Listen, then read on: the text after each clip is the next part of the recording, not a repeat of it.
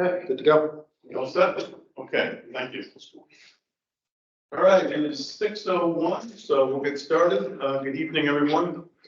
I'd like to call to order this joint meeting of the Norwich Public Utilities Board of Commissioners and Sewer Authority for Tuesday, August 29th, 2023.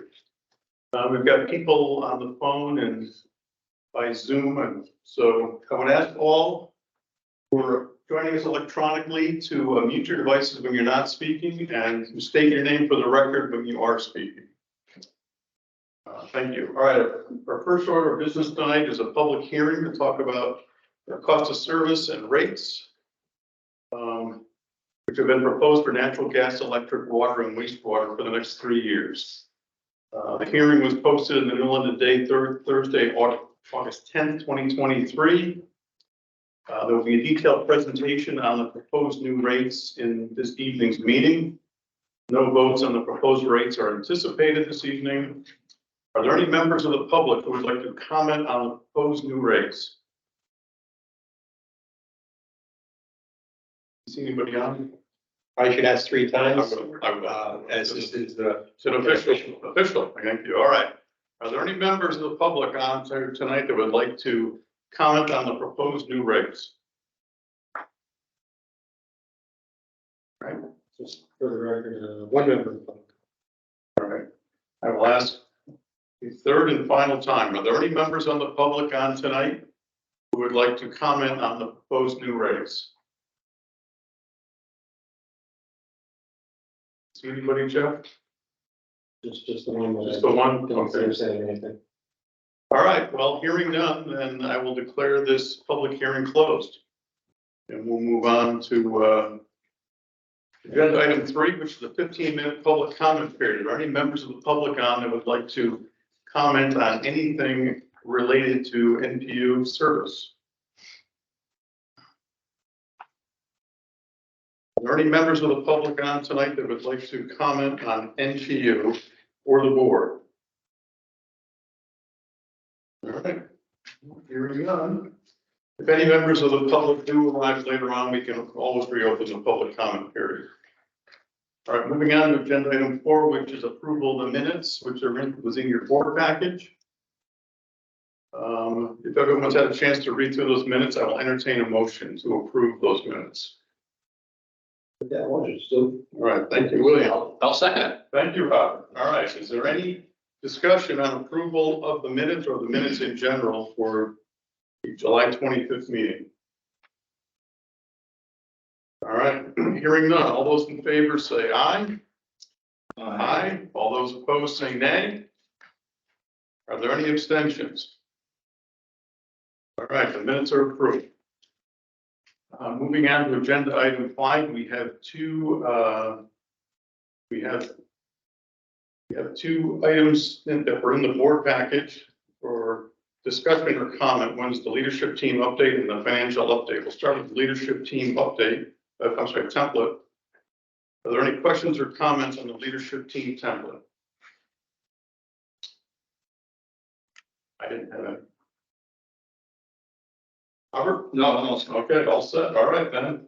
Move on to the financial update. Are there any questions or comments on the financial update package provided in your board package?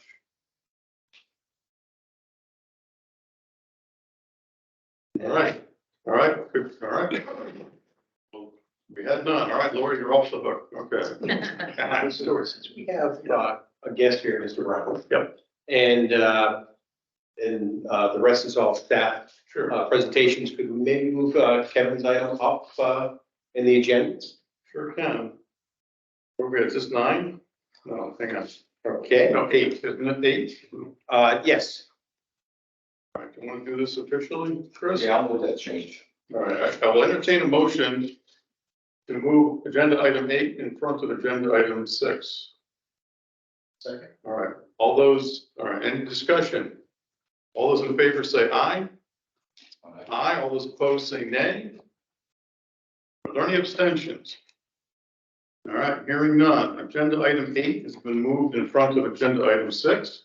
And with that, I'll move to agenda item 8 for a discussion of the technical support for Business Park North. How would you like to proceed, Chris? Kevin is here to make us understand the request for funding for interest for a construction loan essentially on the Business Park North construction of the road and utilities to get to the road. And Kevin, the floor is yours. That's a good tee up. I have nothing further to add to that. Thank you for having me here this evening. Thank you as always for the sustained support that we get at NCDC from NPU. As Chris said, and as I think you're all aware, this is related to our ability to execute on the $11.39 million CIF Community Investment Fund 2030 grant that we received from the state of Connecticut to build out the road infrastructure and the associated utility infrastructure at Business Park North. And additionally, not to get lost in the sauce here, but there's a second grant as well that this is in support of. It's a $500,000 Urban Act grant. So in combined total, we have $11.89 million. But none of those grant monies are fronted. This is not a, here's your money, go spend it. We have to execute on the work, invoice the work, show the invoices to the Department of Economic and Community Development, and then be reimbursed through requisition. Because of that, and because NCDC is not sitting on a pile of cash, we have had to reach out to local banks. I'm not prepared yet to discuss which bank it is that we're going to land the line of credit with, but we've had conversations with 4 different banks about it. And that line of credit will come with it an interest rate. And so we'll be bearing interest as we draw on this line of credit. And that's really what this whole conversation is about. The draw schedule over the 2 to 3 year period suggests that we should not accumulate any more than $125,000 in interest on these $11.8 million that we will be executing on. Could be less. Some of it depends obviously on just the the agility that we have in executing work, invoicing work, returning the requisitions to DECD and getting the payback. But at its max, at any given quarter, the line of credit will cover those costs, and the interest to be borne over a 3 year period is the $125,000 that we're requesting support with a reimbursement agreement, I believe, to be determined or to be coordinated on just exactly how that $125,000 will be paid. So that's the nature of it. I humbly request your support through this resolution, and subject to your questions, that describes the situation.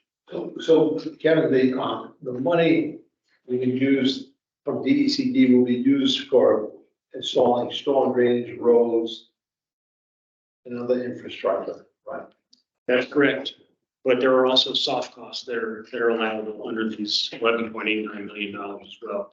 But there's the value to the city in jobs and Granville's growth, but there's obviously the return investment to NPU from this utility infrastructure and the revenue it's going to generate for this organization. Where does the project stand now in terms of approvals and process and permitting process? Are we putting the cart before the horse, and you have to do more? Not at all. In fact, I have to keep reminding people that I'm trying to put the horse in front and the cart will follow. A lot of people want to argue about building height right now. This seems to be the order of the day. But building height won't matter if we don't get the road approved and the associated utilities that are approved with it.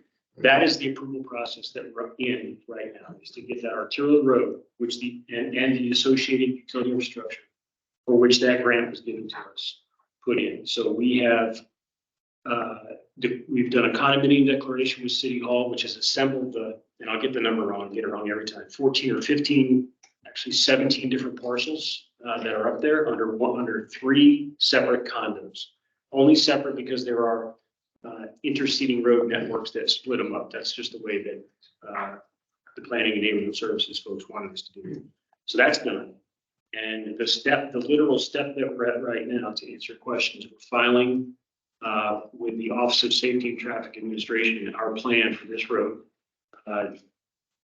founded on the max development possible, so that we have captured the maximum for their major traffic generator assessment, so that they can confirm or deny that the road that we propose and the signaling that we propose and just the road network that this thing is going to build meets the standards that they require for a major traffic generator. And that is the road starting commencing at 97. Runs adjacent to and in conjunction with the current existent on and off ramp sections and then moves off into the parcels.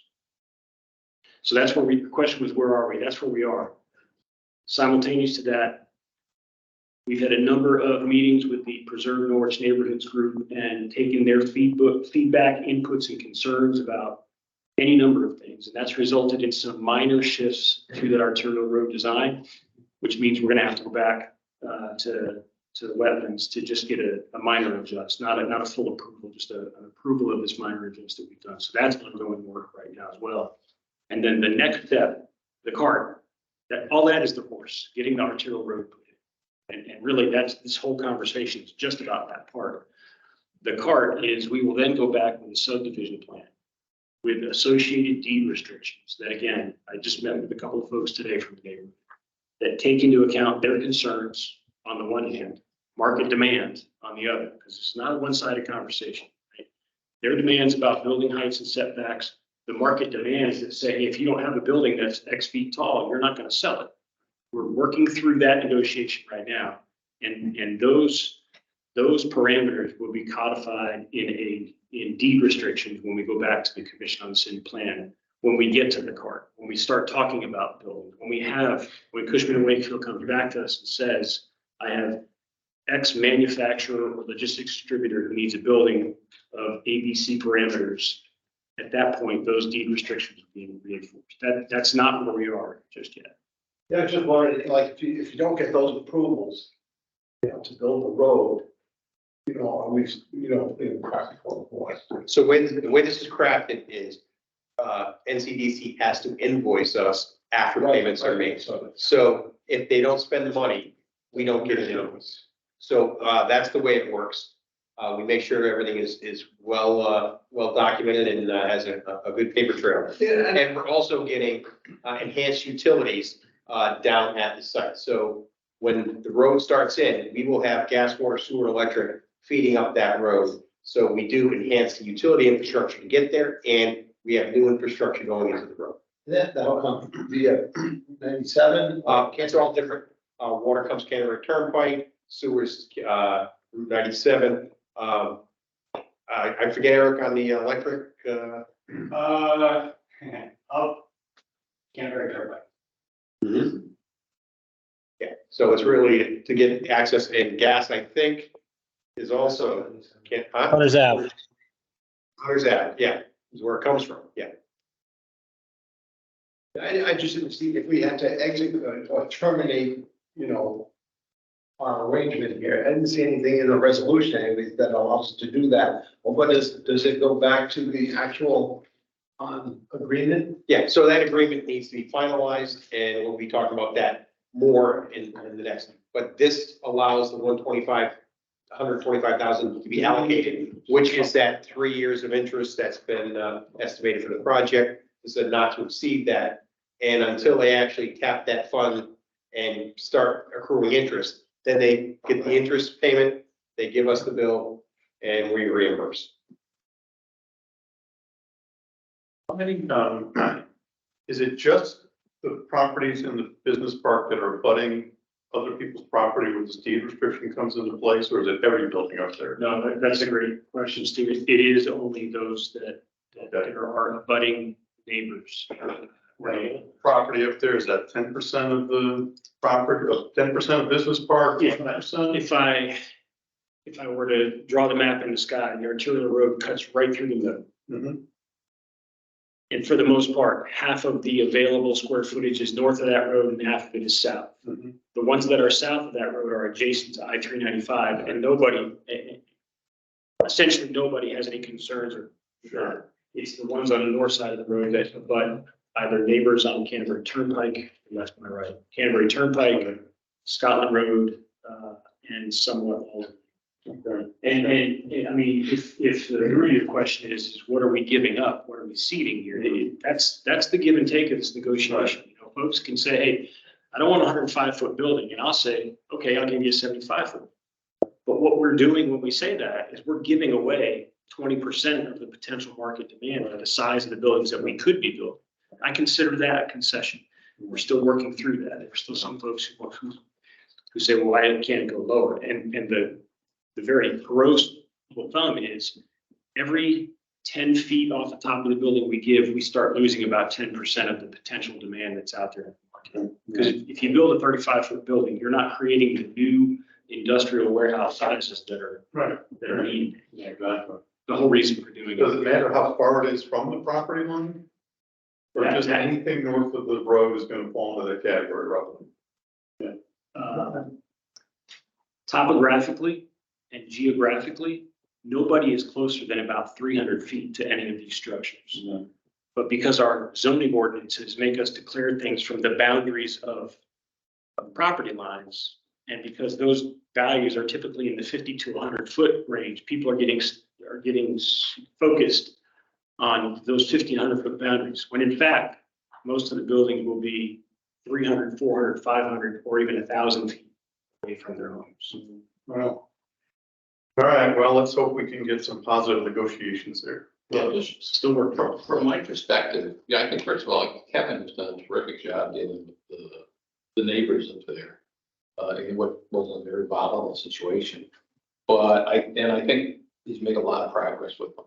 But, you know, I still think that there are neighbors up there who misunderstand this dramatically. I mean, I think that there are neighbors up there who think that the access road is going to be Canterbury Turnpike. This is the access road. This access road is going to go from Route 97 up toward the 395 exit, basically. And that's where 90% of the traffic is going to be. There's going to be potentially a traffic circle on Canterbury Turnpike that will allow traffic to go from the main parcel to a secondary parcel on the other side of Canterbury Turnpike. And the idea for that traffic circle is to make it difficult for trucks to access Canterbury Turnpike. So if they want to get from the new access road that's being built to the Canterbury Turnpike proper side, they can get there, but they can't swing around. Bob, I just say, not only is it going to make it hard, it makes it impossible for a tractor trailer to make a right or left-hand turn on Canterbury Turnpike.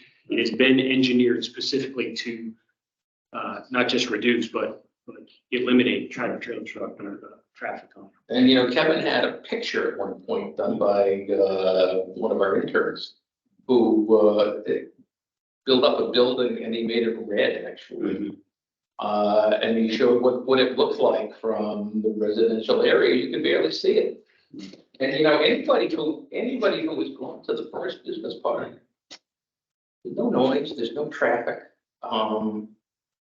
Houses have gone crazy around there. There's, I think, 7 apartment complexes, including housing for the elderly. Inside the little business park. Yeah. It is an industrial park, Bob. It's supposed to be an industrial park, right? Not a housing park. But that's the point, really, right? Is that People did move in there. But the point is, first of all, most of those parcels, if not all of them, were not in the actual business park. They were adjacent properties. But beyond, they're adjacent to the business park, and then the noise doesn't bother them. I mean, they're moving there quite crazy. So I don't think it's as annoying as it's been portrayed to be. So this is the first phase of the road net, and then there's, how many phases are there to the road network? that's To meet- a capital question. Yeah. But for now, these $11.8 million will get us across Canterbury, just across Canterbury Turnpike.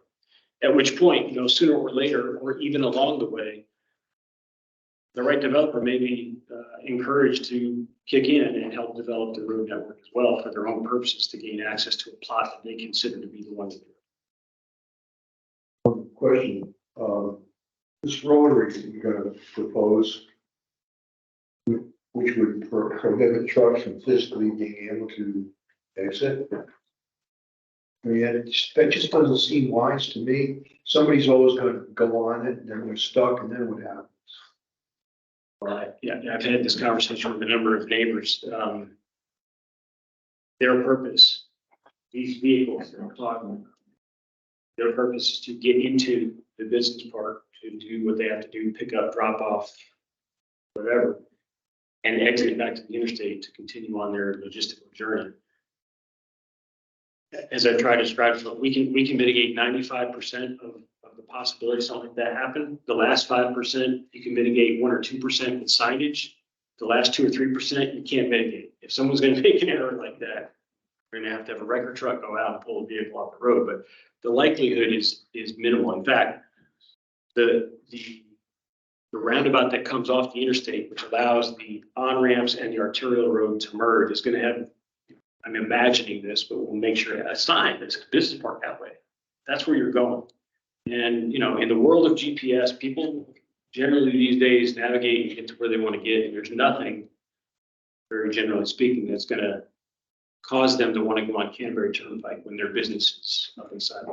If they don't really need to go on Canterbury Turnpike, why are people worried about professional drivers are gonna wanna just go on the access road, right? That's right. That is exactly my. So then why do we need to create some potential hazard for this rotary that's too small? Well, it's not too small. These professional engineers have designed it. It's about, let's see, 60, 80, 95 feet across in diameter so that the vehicles can go in the direction they're supposed to, but not make these turns. And these professional drivers are gonna go the way they gotta go. The rest of it is, it's a traffic mitigation. It's helpful. The first public meeting I went to, before we even started talking about development at the business park, neighbors were yelling about people already speeding on that road. This traffic circle is a traffic mitigation technique to get That's a people. different issue, so. But Michael, it was the business park has its main part of land, and then Canterbury Turnpike, and then it has more land on the other side of Canterbury Turnpike. Yeah. So people have got to be able to get from the access road through the park across Canterbury Turnpike to the So there's no other bridge sections. over, it's gonna be driving over the road? I mean, a bridge is Another theoretically an obstruction, but this is a lot. So in other words, and I'm sorry, I apologize, I didn't know that, but the I part is not really self-contained. You can get it from Canterbury Turnpike, or you can get it off at the exit. Sure. To both sides. But again, from a traffic control standpoint, the idea is to control the industrial traffic through the use of that traffic circle designed as it is. But I mean, an employee or someone in the car can obviously still access Canterbury. So Parking, you can come off 32, but you have to drive other places to get there. you do have to drive farther, because you can't go around that rotary. You can only go through the rotary if you're going straight across it. If you're an industrial strength vehicle, yes. Yeah, so you can get off if you go straight, but you can't go up at 90 degrees. That's So, I don't know.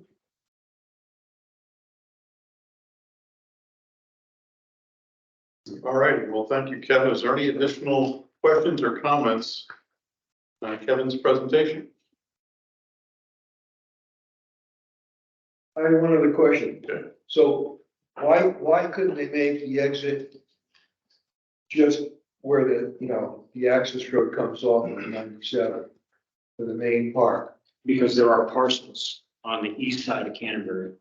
There are, I'll say, a rough estimate, about 250 to 275,000 square feet of available parcels and building sizes that could fit there. Why couldn't it just have its own entrance?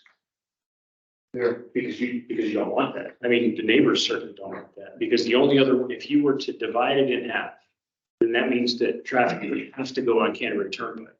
That's exactly 180 out from what we're trying to do. Or it would have to be a second road up from 97 and the hill is Right. incredibly steep. yeah.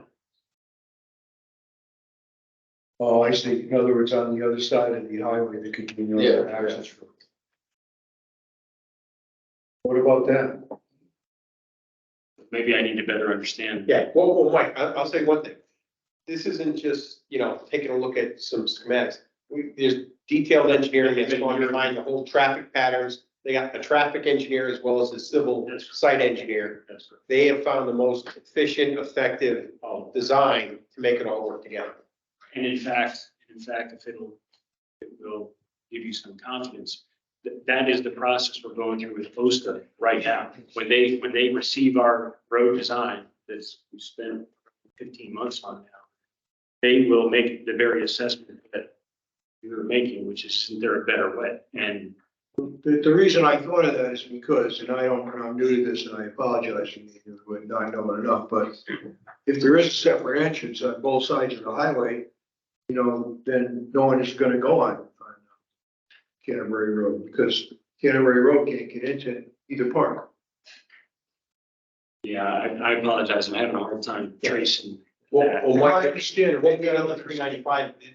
395 exits are too close together now. They won't add an extra 395 exit or entrance. If that's what we're talking about, if we're talking about adding another exit entrance ramp to 395, that's. I thought, tens of millions. I wasn't talking about that. I thought, let's say you're heading north on 395. So you could either go left or right. In other words, you take the first exit off the rotary to go back towards Norwich, which would be one access road. Then you can take, or you could go 3/4 of the way around and take the access road with this plan that we've already planned. If you could do another access. Right. But the geography and the That could be, I don't know. existing infrastructure, just that one of these gentlemen just said, I mean, you're inserting something there that can't, it's not. If you can't necessarily build it, then that's not gonna work. I didn't.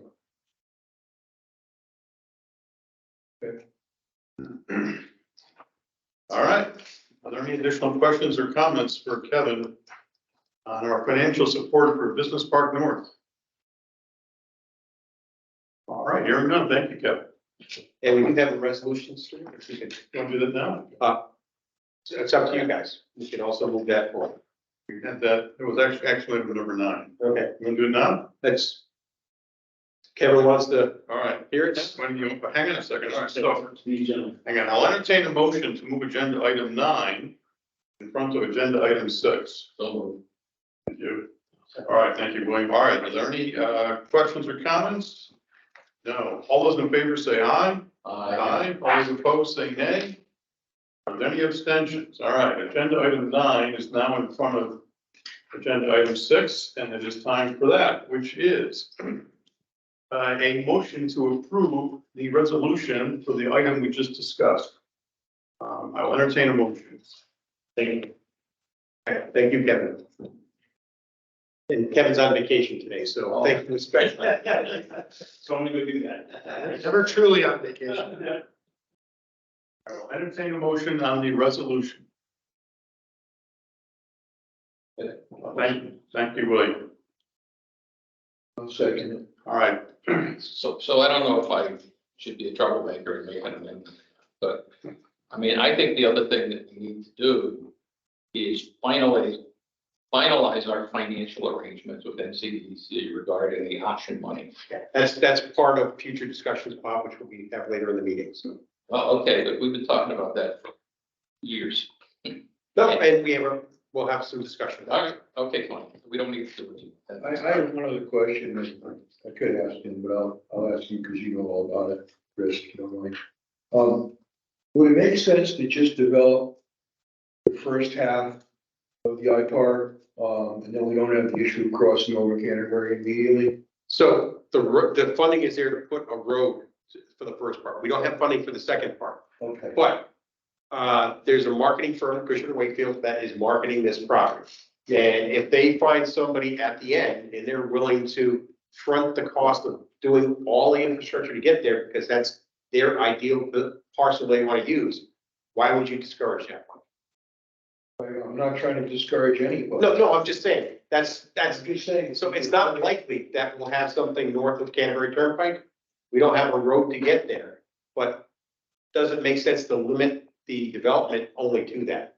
It's eventually gonna get I was growth. saying, I didn't use the word limit. I said do it in stage 1 where we did. Now, if an opportunity comes up, I mean, of course, we could cross over. So the stage one doesn't include the rotary, it stops before It does. So, okay, so that was really what I was thinking, I was wondering.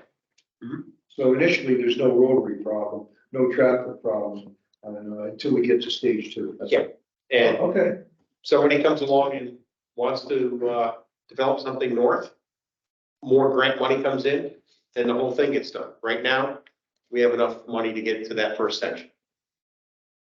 Yeah, I work a little bit in North Stonington, once a week, and, for years they've been trying to get a sewer line and water line up Route 2 from Stonington.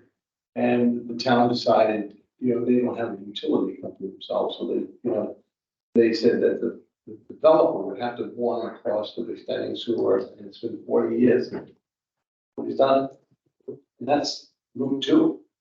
Mhm.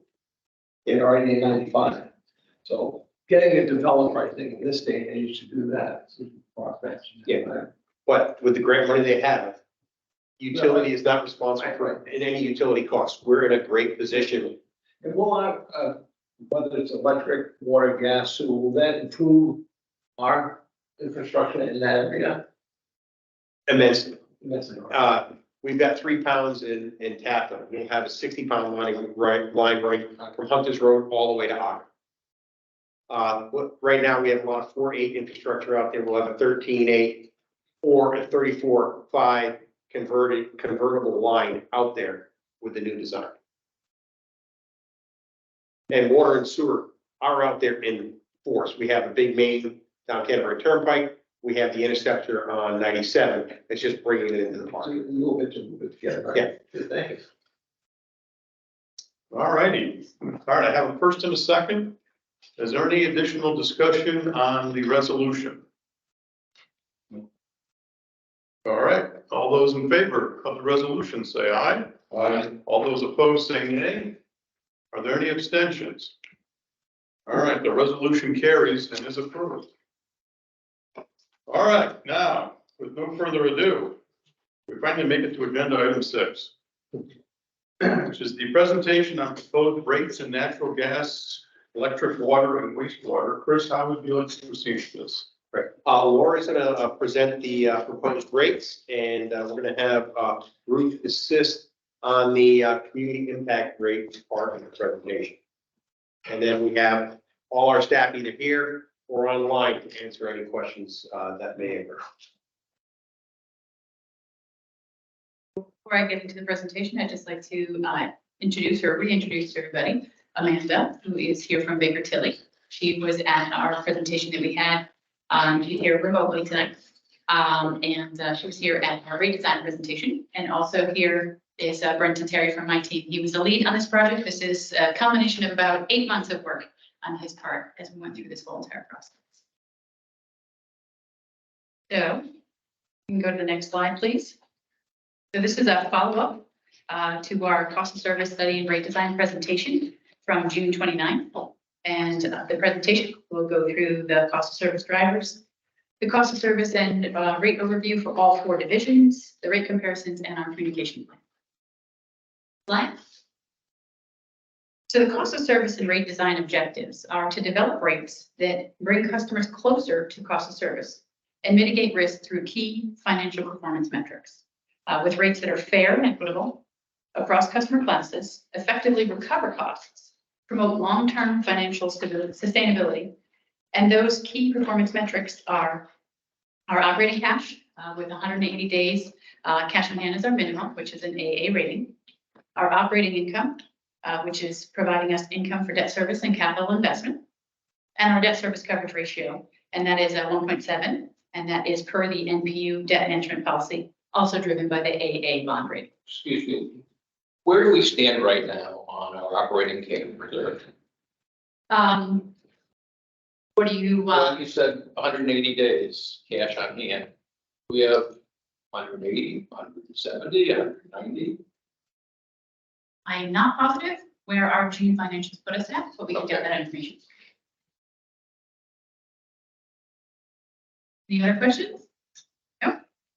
Okay, so what we'll do is go in detail to each of the divisions. In the gas division, with cost of service, recommends a 4.5% annual base rate increase, and this is commensurate with inflation. Without the base rate increases, by fiscal 26, we would not be meeting our financial metrics. Our days cash on hand would be less than 160. Our operating income would be under the rate of return by about 1.5 million, and our debt coverage ratio would be 1.6. For these rate increases, these base rate increases, by fiscal 26, we're forecasted to have over 240 days cash on hand, meeting our operating income with return, and our debt coverage ratio would be over 2.2. And this brings us in line with all of our key performance metrics. So using those as benchmarks, you know, we want to shoot for 180 days That's a minimum. at the minimum. But, you know, 240 is a bit over. Is there any way of coming closer to So, maybe 200? so in order, and what this is a balance of the process. If you're looking at meeting the rate of return, maybe you're a little bit higher on your days cash on hand. If you're meeting your debt service coverage ratio, maybe that puts your days cash on hand or your rate of return a little higher. So it's a balance of all of those things. And what we've tried to do is make sure that we're meeting our statutory requirements. So in water and sewer, with our state requirements, we need to be at a minimum of 1.2 debt coverage. Otherwise, we're in technical default, which is bad, very bad. So we also need to operate this process. Our policy says 1.7 on our debt coverage ratio, and that 180 minimum on days cash on hand. Now, do you factor all four utilities together or Each one is standalone. Yeah. You can see a repeat for electric, water, and sewer. Yeah, no, I know, I saw that, yeah, okay. Okay. I'm just wondering, all right, okay. Okay. I'd like to comment that, my first impression is that I like more days cash on hand. Because I think it gives us an opportunity to keep the rate stable. Because the costs seem to gyrate so much. And I don't think the clients like to get whipsawed on rates. And I don't know if what I'm saying dovetails with your thinking or not, but I think there's an advantage to having the higher cash reserves, so if we wanted to jack up prices on customers, you know, we can give up a little cash to get through a few months or something. Well, that depends, though. I mean, if we had excess cash on hand, but we choose to keep it in the bank as opposed to use it for rate stabilization, it doesn't do. If we use it for rate stabilization, that's another situation. I think. I didn't see the difference, but you might be right. So it depends on the dollars too, because as we go through the process, we know that each dollar has a job. PGA dollars, PPA dollars, those are energy dollars. Those cover our cost of energy. Our base rates, outside of the dollars that we're recovering for that energy, do the work of running our operations and mitigating things like inflationary cost pressures on supplies and materials and operating costs. So yes, it's a balance. And it is always good to have the flexibility of those days cash on hand. They give you the opportunity to make those decisions as you go through the process. Although, I You mean, don't have the money, you can't put it in there. help me, we're on the answer, but help me understand on the electric side of things. We have a rate stabilization fund at CEDAR. We also have a municipal trust fund at CEDAR. Do we have a rate stabilization fund for gas or for electric at NPU? How's it at NPU? We have energy dollars here, absolutely. Okay. We show let's see, we did it 3 times last year, and we'll be doing it again in the next month or two when we propose to make the changes to the PPA and the PGA. NPU has on hand, our goal is to have 180 days of cash for energy. And we segregate that from our cash from operating. So we calculate those things differently. So in the gas division, that 180 days is the cash we have currently in our bank account. In the electric division, that 180 days is broken up between 90 days cash on hand and 90 days in that rate stabilization fund. So we balance those two. That's together. Yeah. Correct. And also, we include in cash on hand the rate, the member trust. No, the No, member that's not- trust is not cash on hand, it's not on our financials. However, we do have that as a safety net, if you will. In my tenure here, we did have a request to the CMEC board and transfer dollars from the trust dollars into the rate stabilization fund because of the volatility in energy costs. So it is there as an opportunity, but in that account, it gives us some flexibility. So looking at just the in-house situation, Sure. whether it's gas or electric, where we have our own rate stabilization fund separate from CMAQ. How does that work? How do we decide the gas, the PGA has gone up or the PBE has gone up and we're going to take some of the money from our internal reserves to mitigate that, or we're not gonna do it? How does that decision get made? What's the capacity to make a difference? That sort of thing. Well, that's a staff decision and we use that to keep rates stable. So we're not making changes to the rates. Yeah. And, typically, we try to change PPA or PGA 1 to 2 times a year at max. We're trying not, we try not to make it so we're floating every month like some of the IOUs have to do. Yeah. We try to, so we're having stable rates throughout the year. In the winter months where we're seeing our peaks on gas and electric, that's when we typically tap our rate stabilization fund at CMAQ. And so we're building it in the summer and we're utilizing it in those winter months. And that helps maintain cash reserves in those critical times of the year. And our CMAQ rate stabilization balance, that's what, about $8 million, somewhere in So there? we're at $8-9 million range right now. Yeah. And yeah, Okay. Right, Laura, real quick. So the figures you showed for 2026, do those include a steady PPG from now till then? So this is base rates. This is not including the energy. There's no PPG in here. So this, I'm sorry. this is not the PGA. first it's gas and gas. First, yeah, thank you. Yeah, so this is just base rates, PGA, thank you. Yeah. All right. So there's no PGA in here. not in this, Thank but we do talk about what the PGA impact is overall when we talk about a bill comparison later in the Okay, presentation. all right, thanks. Okay, Bill equals rates plus purchase power adjustment or purchase gas adjustment, percentage. okay. All right. So the rate sign in the gas division is a 3-year rate track, and it's that 4.5% annually for each of those 3 years.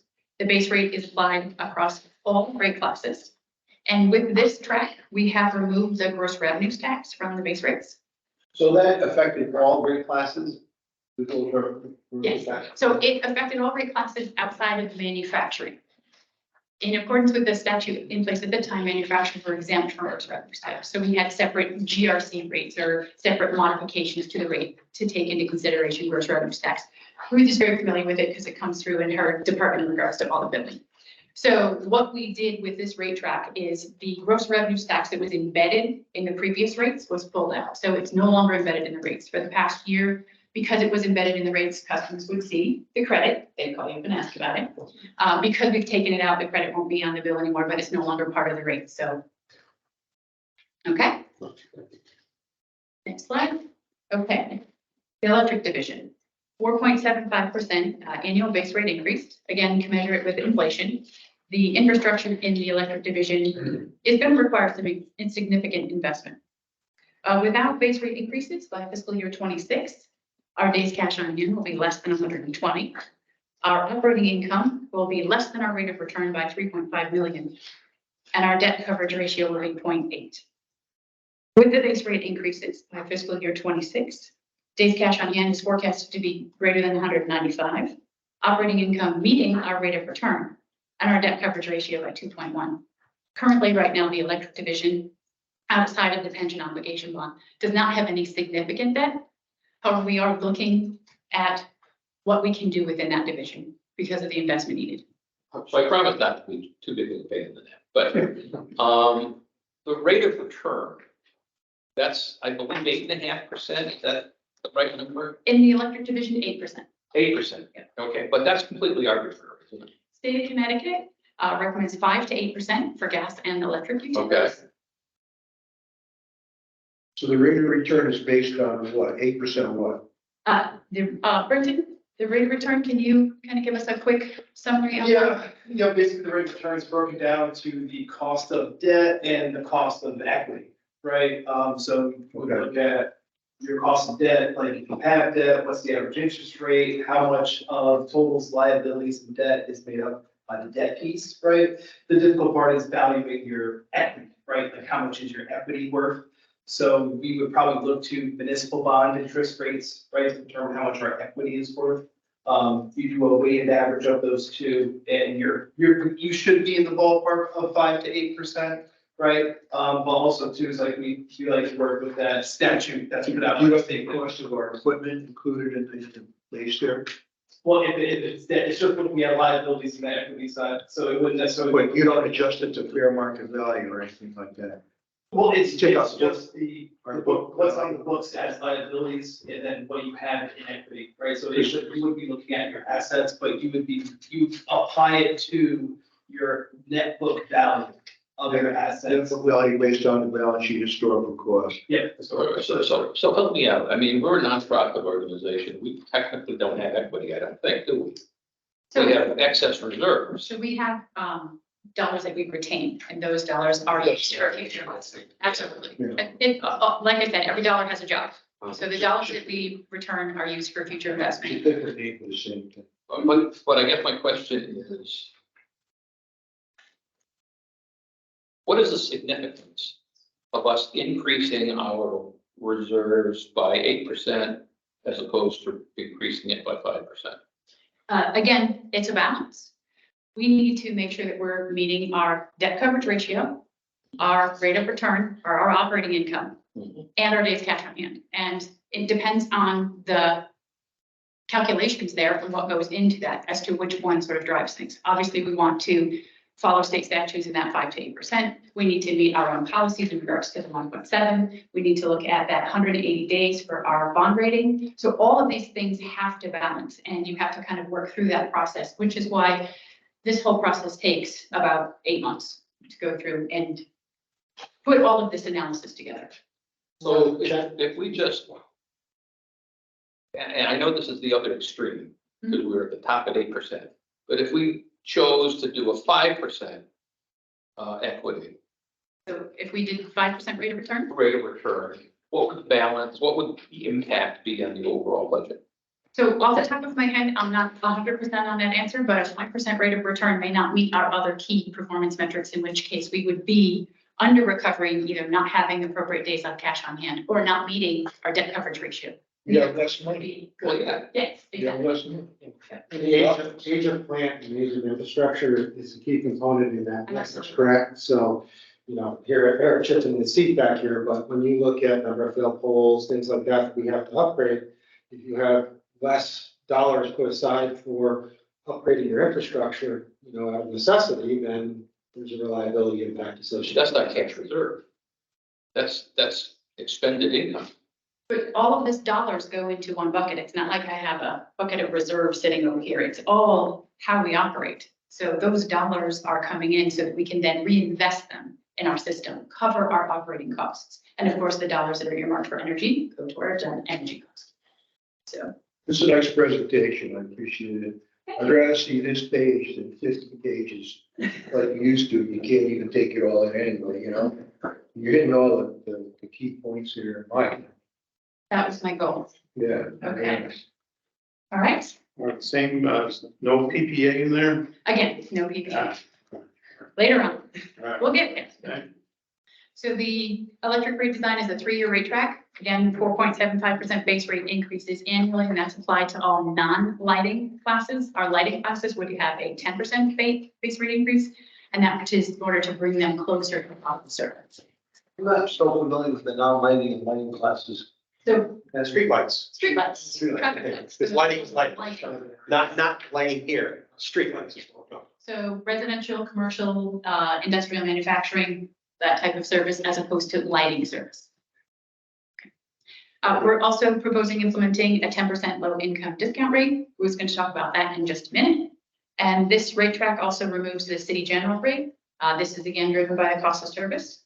So for the city, across all 4 services, the city will have base rate increases totaling about $207,000. The decrease in the PPA and the PGA, $659,000 decrease. So the net savings to the city is about $450,000. And the city is being treated like any other customer of equal class. So, a lot of the specific things that were designed for utilities, for the city are now, customers are customers. Okay, and I will let Ruth talk about our community assistance rate. Okay, thank you. So you may or may not be aware that PURA has mandated the IOUs to come up with a low-income discount rate by the first of the year. We have been working on a community assistance rate for some time now and have put it in with this rate change. The anticipation is that it would be 10% discount for customers that are eligible. That would be customers below the 60% state median income. That would be determined by TVCCA, who does the energy assistance applications for us. We would be looking to have that tie in with the energy assistance applications. So hopefully we'll get some more people actually enrolled into the TVCCA programs in doing this process as well. We estimate that there could be about $20 a month savings on that. So it'd be about $240 per year per customer.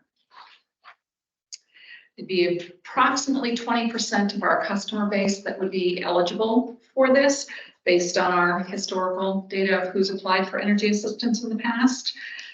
We're estimating that it'd be about $1 million in revenue that we would not be billing to customers based on this.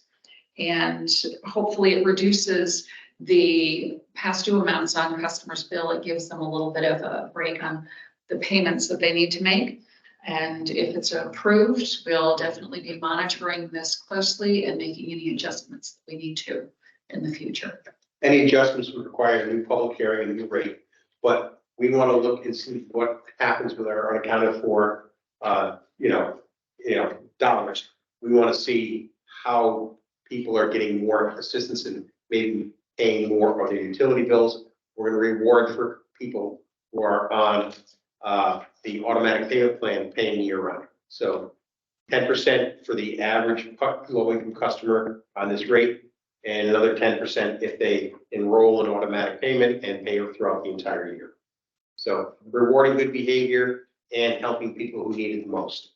Not directly related to this, but I read an article today, the other day, on a woman from London that got energy assistance for oil, and she got a grant from TVCA, I think. Mm-hmm. And what happened is Eversource, I think she also had a different alternative electric company she wasn't served by, but contingent upon that grant or money she got, she had to go back to Eversource.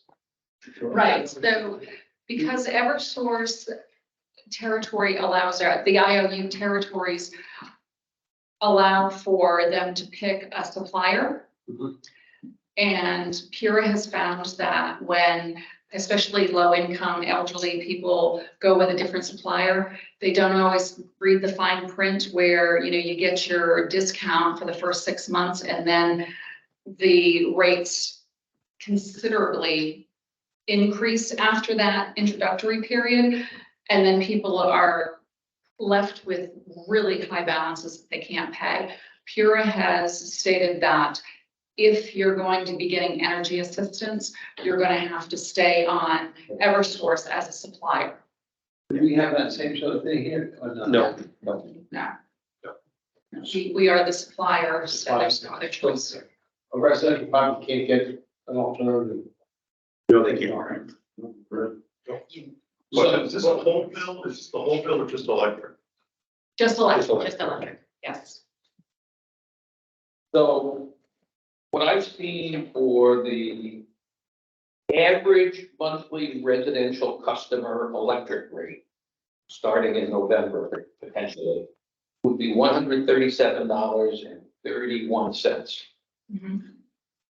Is that an average that includes the 20% of our customers who would be getting the 10% discount and the 80% is a higher number? Or is it the 80% on a standalone basis. That's a calculated bill based on average usage and our forecasted or projected rates. It does not include any adjustments for the customer assistance rates. Customer assistance rate would be an additional discount on top of those.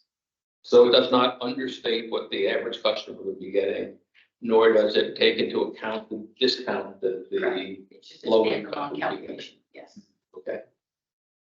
Thank you. Thank you. So, the water division. We've had no overall increase in the water division since 2018. We're looking at an 8.32% base rate increase. Without this increase, by fiscal '26, we would have less than 160 days cash on hand. We would be our operating income would be less than the rate of return by 2.6 million. And our debt coverage ratio would be negative, it would be 0.8. With these base rate increases by fiscal year '26, our days cash on hand is forecasted to be greater than 330. We would have operating income equal to the rate of return, and our debt coverage ratio would be 1.8. Why didn't we increase the amount from 2018 to now? So based on our last cost of service study and the analysis done by our previous rate consultant, those were the results from that. For this cost of service study, one of the things that we do have as an asset, a resource at our hands now, is models, which was part of our RFP process. This is something that we can monitor and understand sort of all of the calculations that go into it, which we didn't have that insight last time. We also had, significant infrastructure come online since that last time. The DAC unit, for instance, came online just this year. But the increases in sewer, it would be, good if, spread it out over 5 years if you could, This is 8.32% per year for all 3 years. So, if we look at the rate design, this is a 3-year track applied to all classes.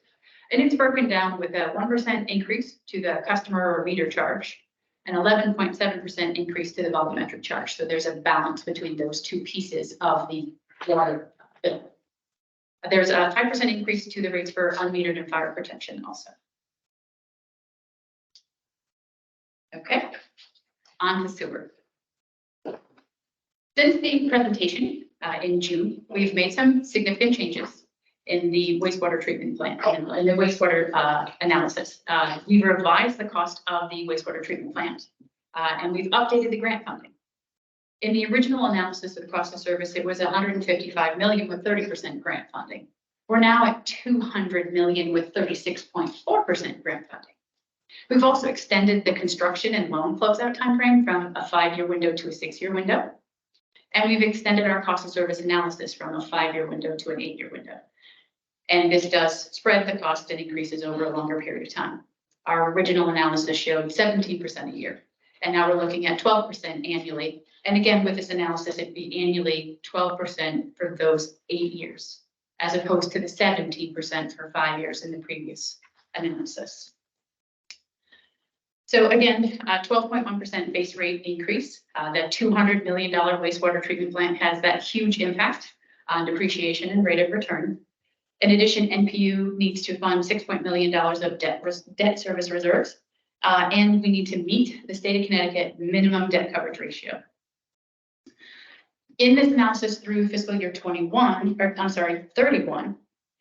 without the increases, we would be at negative days cash on hand. We would be under our rate of return for operating income by 16.5 million, and our debt coverage ratio would be 0.2. With the increases, our days cash on hand is forecasted to 840 days. Our operating income still less than the rate of return by about 2 million, but our debt coverage ratio would be 1.5. And this is at 2031, so this is a longer This period is of time a very compared to long. the other 3 utilities you're. Correct. So because of the impact of the wastewater treatment plant, it being the single largest capital investment in NQ's history, potentially at this point as a single item, the largest in the city. There's a lot of variables with this. So if we can go to the next slide. We're talking, we're essentially talking about doubling rates over 8 years. We're looking at that 12.1% breaks down to a 14% increase in the customer meter charge and 11.75% increase in the volumetric charge. What we are recommending in the sewer division compared to gas, electric, and water is a rate change, not a multi-year rate track. We will perform annual cost of service on the sewer division, and rate changes would happen periodically with that process. We need to take into consideration all of the variables, the construction costs, the time frame, the debt funding amount, our loan closing and timing, our in-service date. All of these things will change. There's a significant number of assumptions in this 8-year track. And as we get more actual information, that will help us and guide us on what the rate changes in future years would look like. We're also looking at other significant funding sources, and we've had good discussions on some potential improvements that can lower some of these costs going forward. So what does this do, let's say, to the laundry up in the business park? You know, I mean, They recycle, and Yeah, they reduce their, based off their water consumption by contract, it's like 80% of their water consumption. Yeah. But they recycle significant amounts of their water consumption. I have septic system, but if I was hooked into the sewers, my bill would go up. You know, double a year, but it's not gonna break. The sewer bill was not by far the highest bill that we had or anyone else has said, so people can live with it. But I'm just thinking in terms, we had a guy at a public hearing a while back who ran a water people. A place with washing machines, not a laundromat. Yes, that's right. It was. I mentioned the laundry and business part. There's got to be other big users of water and sewer. I mean, what happens to their bills? well, we're going to show some rate comparisons coming up. Okay, That's coming. We do have something about that in our communication plan too also. So the next 4 slides show a bill comparison, gas, district, water, sewer. NPU is the blue line in bars, and the local IOU will be the red line. So in the gas division, as you can see, as we look forward, this being a bill comparison, it includes both our base rates and it includes the PGA and the PPA. So when we get to electric, it's PPA, but here we're looking at gas, it's PGA. So the total net impact of the bill with our rate increases through this fiscal year and our PGA forecasted reduction shows that we are significantly lower than the local IOU based on this forecast for this fiscal year. and this is partly because of the tax change, so it's. So the gross revenues tax, Yeah, it would be embedded in our base rates. but I mean, the point is, if you look at the earlier years, we were equal or higher. In the future years, we're lower. So a significant impact of this is our forecasted PGA reduction. Absolutely. We're getting much more value. Yeah, getting much more value on our pipeline capacity too, which has a very significant factor here. Our AMA payments are going up, and that was what we renegotiated last fall. So when I heard at the NEPA conference the other day, last week, we saw a gentleman from NextEra said that, yeah, the PGA probably low this year and into next year, but watch out for 2025 because they're projecting, you know, very volatile price. If only I had a crystal ball that would tell me Yeah. exactly what it would be. So, but what happens if it does go extremely high? Our competitors go up this high. Same forces are impacting all utilities. The same thing that we've had the last 2 years, where we continue to monitor this every month, look at our forecast, project it out, and then bring that up as things change. The volatility that we experienced last year, that is a clear indication of what we would do. So just put it in perspective, right now gas is selling for $2.54. If we look at the futures market, next year it's going to be $3.31 at the same time of year. September of 28 is going to be $3.64. And we can look all the way out to 35 and it's $4.38. So small incremental changes for this time of year. If we look at, if you looked at the same period in the middle of January, that's where those big spikes are coming in. And that's going to impact electric and gas prices. Yeah. In other words, we're becoming more competitive now. In terms of gas, I haven't seen the other ones yet. Hopefully it's the same trend here too. But this is at the same time, as we're getting the rate increase to improve our key performance. Absolutely. That's a darn good plan, in my opinion. I Yeah. think And so. overall costs are coming down to the average customer. I think that's like having a cake and eating it too, really. It's fantastic. I just hope it plays out like that. And the point I was making before, with, if we can achieve the extra days of cash, reserves and still do this, and that helps us like a third time if the rates go up, we can absorb some of that, is what I was assuming we could do if we had them. So if our operating costs go up, Rates were going too great. sure. If our operating costs go up, any extra dollars that we have, that extra days cash on hand that we have helps mitigate that and give us some flexibility in regards to any rate changes. And the same thing with our dollars in regards to energy dollars. Having that flexibility, and again, that monthly monitoring, that forecasting, being on top of it, so that when there are wild swings and volatility in the market, we see that, and then we can take the time to put a plan in place to mitigate. Our goal has always been stable and predictable, not absolute lowest. Because if you go absolute lowest, you may also not be able to mitigate the absolute highest. Yeah, you So want to stable and predictable is our goal. you gotta stay above. So in the electric division, again, NPU being the blue, the local IOU being the red, and the latter part, the right side of the graph being that forecast, we are again forecasting to be significantly lower than the local IOU for fiscal year 24. Laura, one thing we never do, but I haven't seen it very often, is compare our electric rates to other municipal utilities. Groton, Basra, Jewett City, which surround us. And A, I think they're lower, and B, I think they're lower to a significant degree because we have to pay 10% to the city.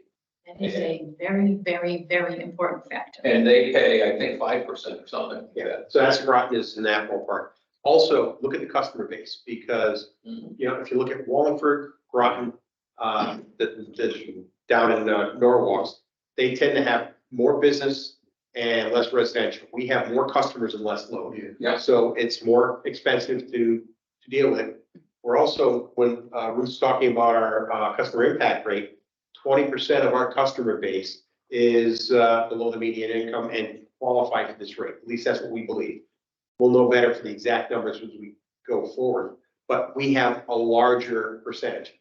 So if you look, for instance, just on average, Groton maybe 10 to 15% lower, TTD SNU 10 to 15% lower. We're on par with Jewett City within 5%.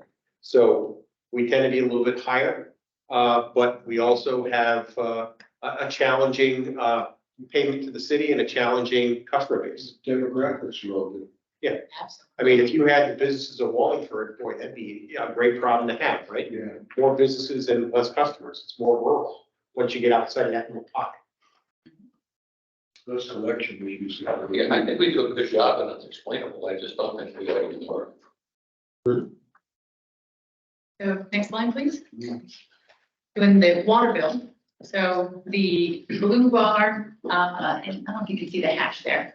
The blue bar to the left side is our current rate. The blue bar to the right side, that's hash, that's our proposed rate. So as you can see, we are comparable to the regional water providers. And if we look in the next slide, this is our sewer bill. And again, we are a little on the higher side, and that $200 million wastewater treatment plant is driving all of this. Okay, next slide. So residential impact. So as we just saw on those previous slides, we are competitive in gas, electric, and water. Sewer trending higher due to the wastewater treatment plant. We are working on the PGA and the PPA reductions, and that will mitigate the customer increases in the base rates. So if we go to the next slide, which shows a table of our full service customers, a little small, but if we look at the table, we have 2, 3, and 4 service utility customers. Looking at a 4 service utility customer where you have gas, electric, water, and sewer, you would see a significant overall decrease of about 12% for the average user. And that is because of the offset or the mitigation of the base rate increases by the PGA and the PPA reductions. So as part of this, we have a communications plan. Chris Riley will be working on this process, meeting with the day to review the materials in regards to our rates. We will be putting together key accounts letters, those commercial accounts that are outside of the standard residential where they have different needs and different usages, load profiles. We'll put together something for them specifically and individually as we do every time we have rate changes. There'll be detailed information posted on the website and social media posts linking back to our website. Once the rates are approved, there will be information for our customers on the statements, so the backside of our statements where we have that communication, and also summary and articles in our commercial newsletters and our customer newsletters as we move forward. So in summary, the proposed rates are commensurate with inflation, reflect the balance of responsible operations and maintenance, capital investment, debt management, and meeting our key financial performance indicators. We're again projecting that PGA and PPA reduction will alleviate some of the impact of these base rate increases, and we remain competitive to the Connecticut IOUs and our regional utilities. Back to the communications plan, would it be better, you think, to be a little bit more proactive than waiting until the winter edition? Well, the newsletters are quarterly, so we had one that went out in the September bills, the next one comes out in December. Okay, but I'm sure we'll see a news article coming out very soon. We will be sending out letters, communications, website, and we, expect more information after the next meeting as well. And really, the public meeting, would not be good. Well, it's there right now.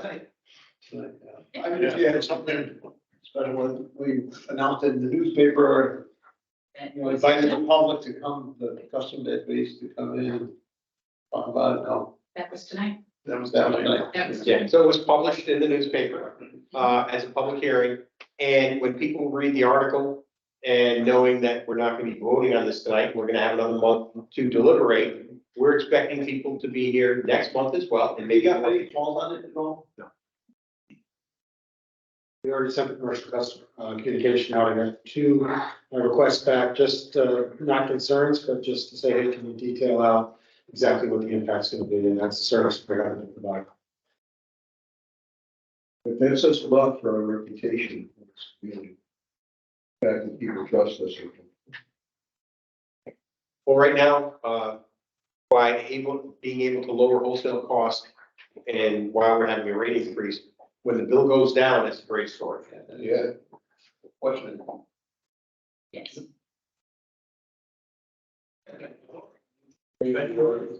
So Amanda, thank you very much for being with us here tonight, and have a great night. So I guess Great, I thank guess you. my two basic questions would be these. First,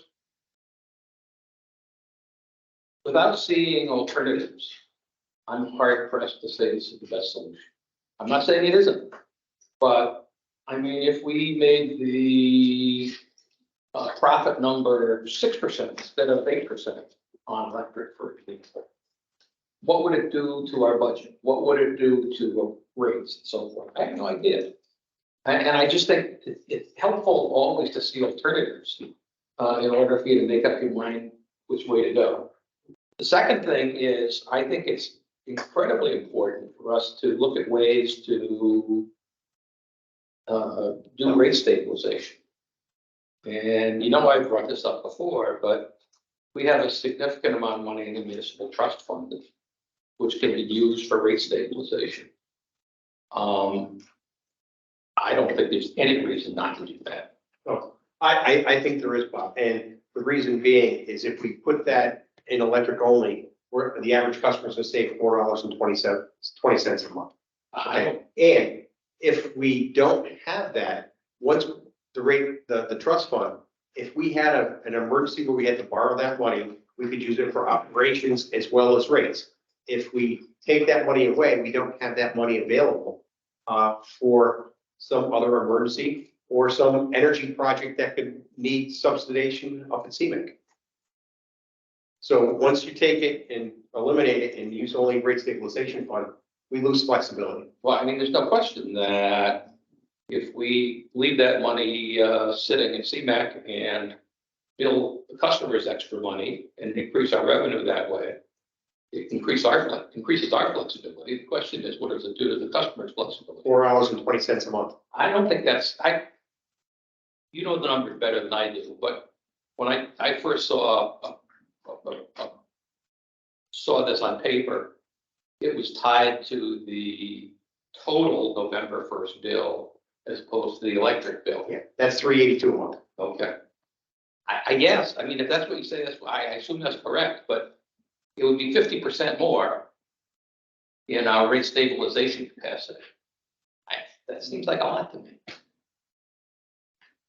I would go from $8 or $9 million to $13-14 million. But, and I'm not suggesting that we move the money into rate stabilization in a way that can't be reversed or can't be used some other way. All I'm saying is, I think we need to have that as an insurance policy to try to maintain rates as attractively as possible. We have the ability to change PPA, PGA during the year. And that, not that we want to do it often, but we have that ability to do that quickly. That can be done in a month and, or a special meeting can be done immediately. As long as you use the money for that.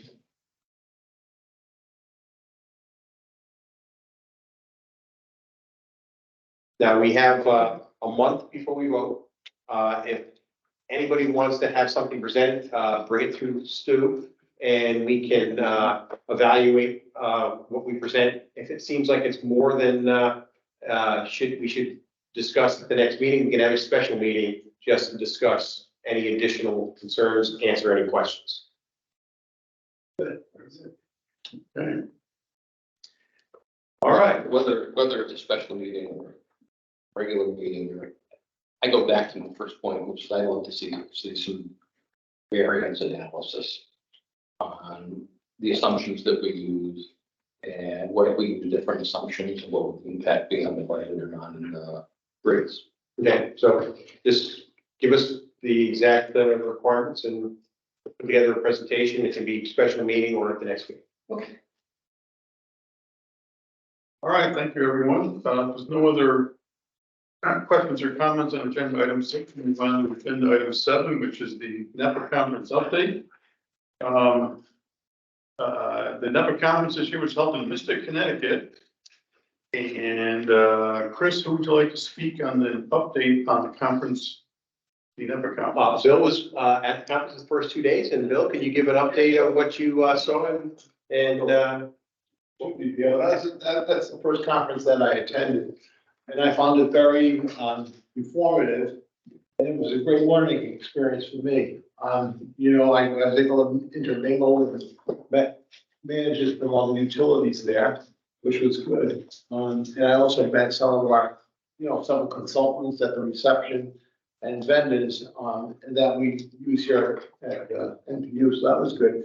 The other part, and I didn't meet any other commissioners, which I thought would be something I'd be able to do there, but I didn't see many commissioners. there were some commissioners there. Connecticut unis were not well represented. There were no commissioners from Groton, but there was at least one commissioner from Wallingford.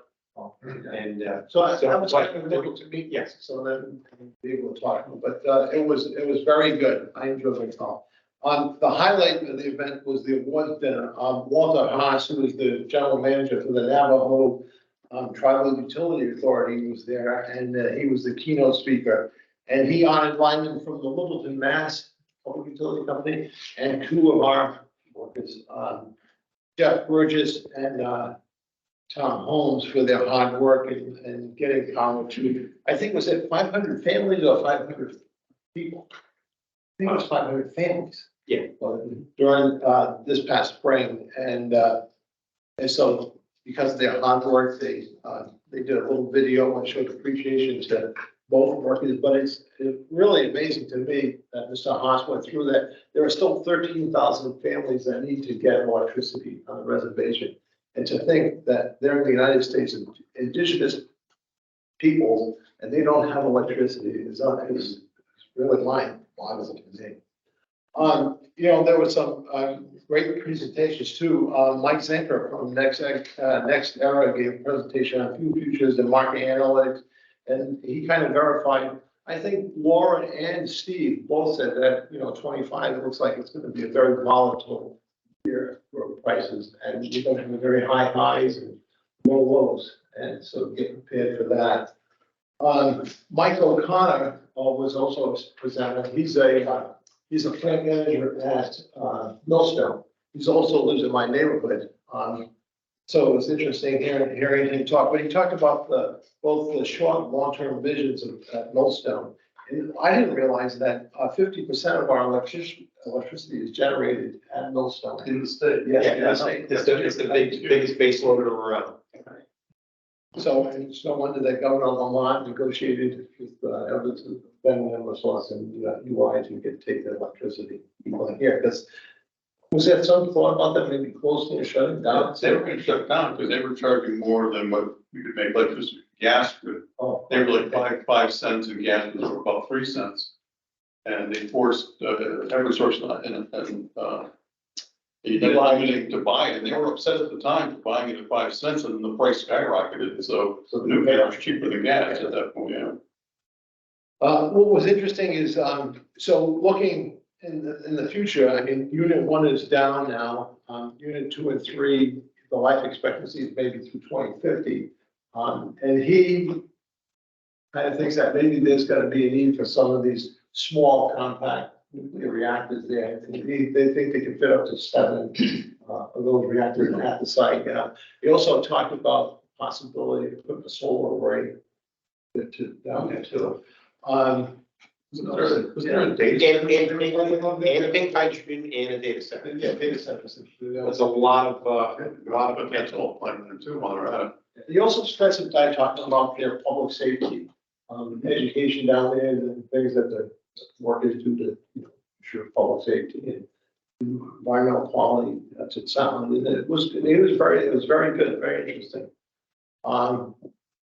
Then another good speaker was Elizabeth Whitney. She's the lobbyist for NEPA in Washington, D.C. And she provided updates on the slow rollout of the Inflation Reduction Act, as well as some updates on some other authorizations. But the highlight of her talk was that she said, I think Congress approved $1.1 million for the transformers, try to get transformers back online again and get them, so people can buy them. Yeah, when we were discussing it with our legislators back in the spring, most of them had not been even made aware of the problem. Now they're aware of the problem and they're trying to address it. They want to go on. They got this, was it 1.2 or $1.1 billion to try to get the transformers going. Yeah, I'm not sure of that number. But Yeah, I don't know what the exact number is, but I think you're talking about the Defense Production Act. The moment we haven't seen that kick in yet, let's put it out. It's gonna become a theme with a lot of.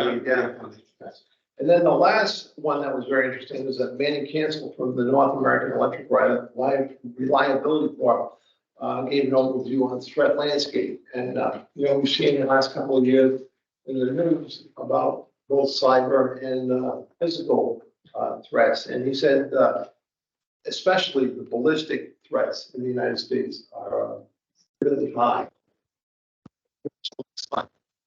And it was good to learn that both Eric and John work with them to protect our systems. What's a ballistic threat? Yeah, we've got. Right. Oh, We talked about some of those in exec session, so some mitigation strategies. The other thing interesting is that it kind of coincides with elections. Mostly political activists, both figures on the right and the left, that do those kind of things. And, it was pretty interesting. Yeah, so it was good. And I also want, if anybody wants to see it, well, any comments. Yeah, next year's conference is August 25th, 28th, and it's gonna be at the Mount Washington Hotel. And I encourage everyone to join. I know, we've had Ashan, Mike, and you join in the past, and I think it's great for people to have the ability to learn more about some of the things that we talk about here, but hearing it and a little more of what's going on in the future from the meeting. The keynote speaker on Monday morning. I stopped back. Yeah. Very good. Excellent. All right, thank you, Mike. All righty, brings us to agenda item 10, I believe. Let's see. Sure, we have two strategic presentations this evening. One is a wastewater treatment plant update. Chris, would you like to speak on that? Larry will be talking about that and PFAS right after that. And Both Larry? Okay. yeah, and the treatment plan update's gonna be great. All right, thank you, Roger.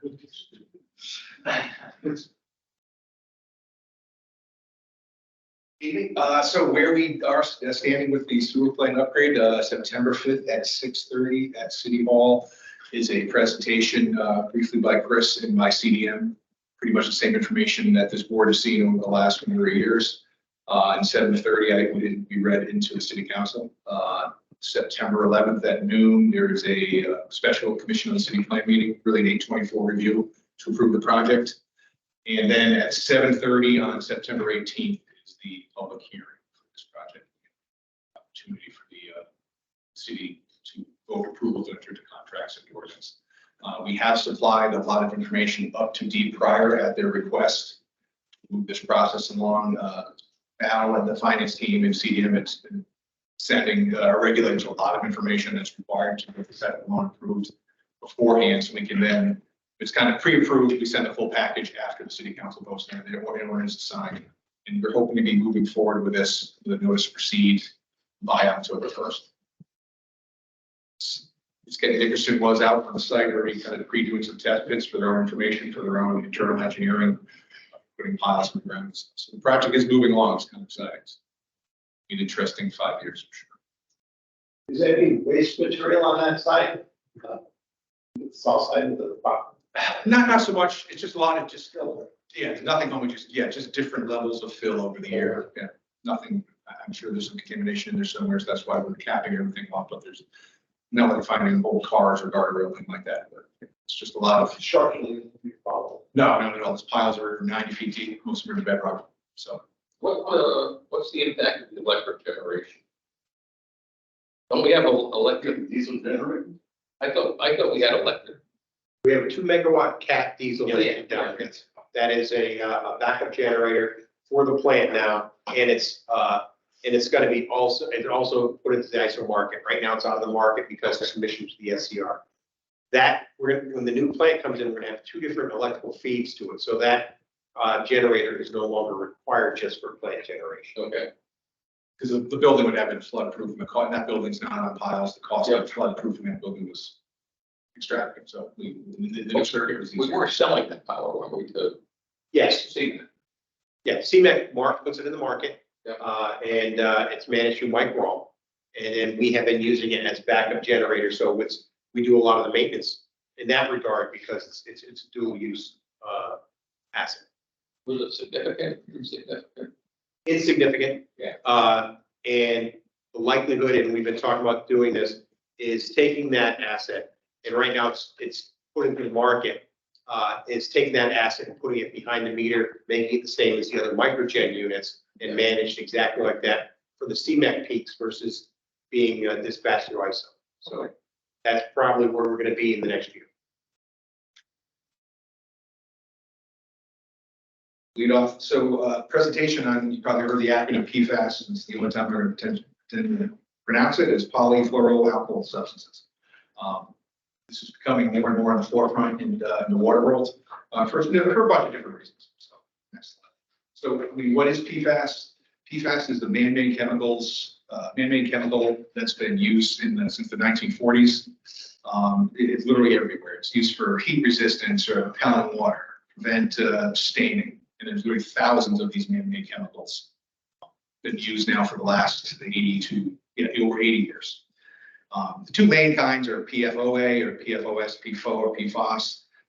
They're the most common ones found in any of the systems, and actually the United States have stopped using those for quite some years, but obviously they're still showing up because these chemicals really just don't look like forever chemicals.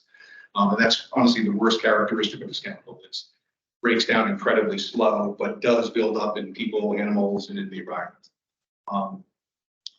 EPA continues to study the effects of these chemicals. It's really based on the strength of the chemical, how long you've been exposed to it, the person's a child as an adult. There's a lot of studies out there with really no definite guidelines of what you should or shouldn't be doing as of yet. Next slide. So this slide could have been very easy. Where's PFAS found? It's literally everywhere. I mean, it's drinking water, public water, could be in a private well. It's soil at landfills. It's the soil outside of your septic system. Fire extinguishing foam is one of the biggest ones. I think everybody's heard about that one. Manufacturing products. It's in food. Fish is in the lake with it's PFAS in the lake. The fish will have the PFAS. Or dairy products, if cows or whatever, the milk. And on a farm that has PFAS on it. Food packaging, pizza boxes, liquid popcorn bags, household products, the wrinkle-resistant shirts, the golf shirts, the non-sweat golf shirts. Everything we touch has some level of PFAS, and there's some level of PFAS in everybody in this room. So that's the hard part. Is it has been around for so long, it is literally everywhere. So what's being required of water companies? EPA and has had all this new guidance out there, and working with Connecticut. At the moment, Connecticut has 10 regulated substances that they put action levels on. And the action levels are based on a number they found that could be a detriment to health, but also a number that can actually be detected by today's standards in certain laboratories. And also that level has to be set for the technology out there to remove the PFAS. If they set those levels so low, there's zero technology out there actually to remove PFAS. Larry, one thing, and that, the action level is based on drinking 1.5 liters of water contaminated with those contaminants in a 70-year period. Yeah. So it's very conservative. It's a very conservative number. They're truly still trying to figure out what to do with these numbers, and I'm kind of almost get to that. So like I said, they're based on like all the blood. So the 10 compounds that Connecticut is focused on is the one more frequently found in blood samples they've taken across the series of time. So we were recommended in 22 to start our PFAS sample. We were testing compounds in 22. 23 started off what EPA calls UCMR5, which is unregulated contaminant monitoring. This is the 5th go around that started in 1999. They look at chemicals through through tests, public health tests of people, and start looking at chemicals that are showing up more and more, and start studying how that's showing up in the water system and what companies should do to mitigate that. So as far as testing results, so we started in 22. The table on the left-hand side are the 10 compounds that the state of Connecticut is regulating at the moment, with the parts per billion number on the right-hand column, 16, 10, 12. The good news out of this is that both Stony Brook and Deep River, the lab that was used at the time in 22 didn't have the capability of testing for some of the compounds that were required, but it was not a required test. EPA at near the end of 22 gave you a list of labs and had to use, because they were proven and accepted by EPA to have the technology actually to test parts per trillion. So the good news is that Stony Brook wasn't tested in August of 22. It wasn't good testing.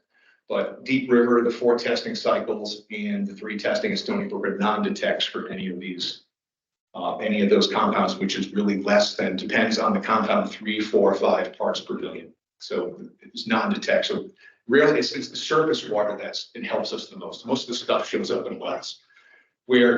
And we have 3 more. So between 2023 and 26, each community has to do 12 straight months of testing. So we started in May of this year, so we have 3 quarters left. That data all gets loaded up to an EPA database, will be looked at in 26, and the new action levels will be handed out at that point in time. For at the moment, we're looking really strong for both the main water plants. The emergency well, and I will say it's an emergency well as it hasn't put water out to the public since December 19, 4 compounds did show up And we have one exceedance with PFOS, PFOS, which is one that hasn't been used in the States for 20 years. And we're barely exceeding the level of 10. We're at 14, 17, 16. So we have no direction what to do with this at the moment. We won't know what to do with this in 2026. You know, there's a bunch of different technologies out at the moment, nothing truly proven. Carbon filters, ion exchange, even blending. You know, using a well that we put out 1.8 million gallons in one day in the last 4 years. So what are the health benefit risks from that? We honestly don't know. But we will get marching orders from DPH at some point in time in 26 on how we address this well. And So the well was critical back when we had one treatment plant. We had that before 1995, we only had Deep River. We didn't have Stony Brook either. So we had a well. Then we had Stony Brook. Then we had an emergency interconnect at the Mohegan Sun. We're adding an emergency interconnect on the Preston line. So the well, which was critical at one time to maintain pressure throughout our system, is not nearly as critical. So if they said we can't blend and use the well, we have solutions that can allow us to continue on. Didn't they say granular activated carbon works well? yes, it does. They actually sell those units for, if you, this stuff is showing up in your own private well. And there's actually kits you can put in your own that allegedly strip off the PFAS. And it's really the same technology in a much smaller scale. So with the upgrades to the sewage treatment plant and lab, will you be able to test for PFAS? No, those labs are Too expensive. beyond expensive, yeah. And there's literally, I think it was less than 20, like on the east side of the United States, that were certified by EPA to do this level of testing. And Larry, we were using a lab that we switched to another lab. Yeah, we were using a lab called CET in 22. They either just have the technology to test for some of these or to the level that's going to be required. Because there are rumors of them switching to a part per trillion for certain compounds, which is, I mean, it's just, those levels are, yeah. It's a very crowd when we get there. So we have switched to a company called Eurofins, approved by EPA. We finally got, when we got them on board for the first testing in May. We have them set for the next 3 quarters of testing. So, But there are communities that have significant issues with PFAS. And it's gonna be, you know, on the nightly news, it's gonna be on NPR. You'll see a lot of articles coming out on this. We're in great shape going into the next. Septic braces the reservoirs. yeah, completely, yeah. I mean, the well, you can't. And you're well protected. So Chris, the interconnects sound like a great thing, but does Groton have excess capacity? Is that? Yeah. Yeah. It does. Well, Pfizer was a big user of water and they pretty much moved all their manufacturing out of Connecticut. So Yeah. that's shrunk down. Electric Boat was a huge user. They're growing, but they're much more efficient than they used to be. Yeah. So in general, Groton has a big surplus due to those two major companies cutting back. So I mean, the interconnect is not just good in case, you know, one of our reservoirs has a broken pipe or something, and we can't get the water. It's also helpful if we have a drought and need to tap excess capacity. Or if an extremely large customer will move into our service area such as Preston Riverwalk. Okay. And if they have a huge water park that's a huge user, and I don't know, you know, since we don't have these water parks, how much they use, but if they were to get something like that at Preston Riverwalk, we could work with Groton. And much like we serve Mohegan Sun, where we split the water use every day, we could do this for a large customer in our service territory. Partly, there's not a lot, they recycle water at the water park, so there is no. That's what I've heard. And probably indoor and outdoor is probably different because of evaporation too, right? Yeah, right. You were correct, Groton, last year in our drought, we were at like 67%. They were at 86. They have 6 reservoirs, so they have plenty of water to sell around. We'd have to get a diversion permit change to be able to do that anymore. They actually came to us because it's both dead ends and dead ends, you have THM issues, and we'd love to pass water back and forth, and as opposed to throwing it into the river, pass it back and forth. But that's a deep permit. We have to get it changed up and cross that bridge.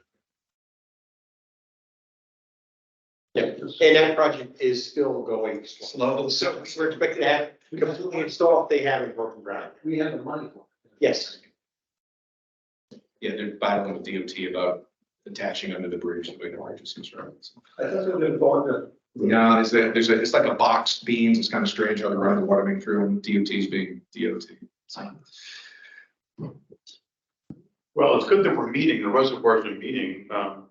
Hopefully that doesn't change, but they think that that drinking water is the primary source for these? If it's in food packaging and clothing and everywhere? See, they're holding people accountable for the symptom as opposed to going after the problem. That's, the stuff is everywhere. They're not going after the mood, stopping the, the food manufacturers or the get pizza tonight. Right. There's PFAS in those pizza boxes. I mean, Right. they're not, these chemicals shouldn't be allowed to be used, so they're not solving the problem. They're just making the end users pay for the problem and creating this.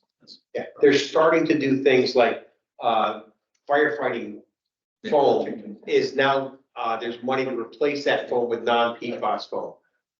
But if you were at the firefighting academy in that area and you had a well nearby, I imagine you have some issues. Oh, Yeah, we're lucky, we don't have industry, You know, Bradley Airport, we don't have a lot of industry around the reservoirs, which is huge septic systems and all that stuff. It's not, you get very lucky if we have reservoirs. Right, I was just gonna ask that, so we understand the kind of things that could cause contamination in our reservoirs. Yeah. I think we're okay. Yeah. Okay, all right. Yeah, we do watershed inspections every single year.